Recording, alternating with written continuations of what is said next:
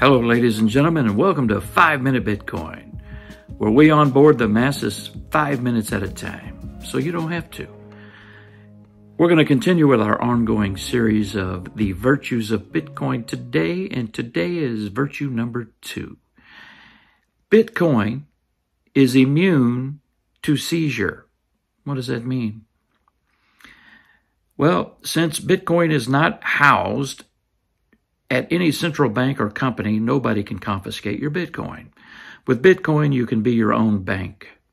Now, that is predicated on whether or not you self-custody. If you keep your Bitcoin on a cold wallet, and we'll go into the difference between hot wallets and cold wallets in a future video, and you self-custody with your seed phrases protected and put away safely, preferably in your memory. But if you have to write them down on paper and put them in a vault, or if you've got to stamp them into a metal plate and put them in a gun safe or some kind of a jar in the backyard, whatever you got to do to self-custody, I'm not going to give you advice on how to do that. But if you feel like you would rather have a BlackRock or a Vanguard or a Fidelity keep your Bitcoin for you, well, then go ahead. But just remember, at any given moment, the government or some other entity could seize your Bitcoin, or at least prevent you from getting to it when you need it. What does that mean? Well, let's compare it to gold. Let's say hypothetically you wanted to leave the country. Any random country. We'll take the United States, for example. It is illegal to transport gold in large quantities out of the United States without going through the proper channels and getting permits and so forth. The same thing goes with cash.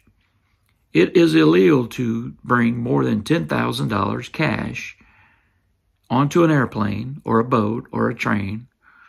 Well, yeah, if you're going to Mexico or Canada, I guess. I don't know if there's any trains that do that, but if you're going to do that, you are susceptible to have your assets seized.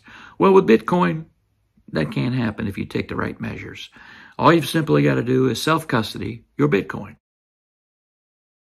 Any wallet that is not connected to the internet is actually going to be much better. And in a previous episode, you've seen that I use many different wallets. My preferred wallet, however, is the Keystone. And I'll leave a link. And by the way, I'm not a paid representative of Keystone. I just love the features of the Keystone. It's convenient. It's open sourced. It's air gapped. It has a biometric features for security, and it's a nice, robust device. It's like a cell phone, and it's an all-in-one device, and I like it. Next episode, we're going to talk about how Bitcoin is censorship resistant, and that'll be tomorrow. But if you are getting in any positive information from these episodes, ladies and gentlemen, I would love for you to consider clicking that thumbs up button, clicking the subscribe button, and hitting that little bell icon for reminders of when I upload future episodes. Ladies and gentlemen, I'm Frederick Mann. This is 5 Minute Bitcoin, and I'm reminding you to dollar cost average, HODL, and self-custody. God bless you.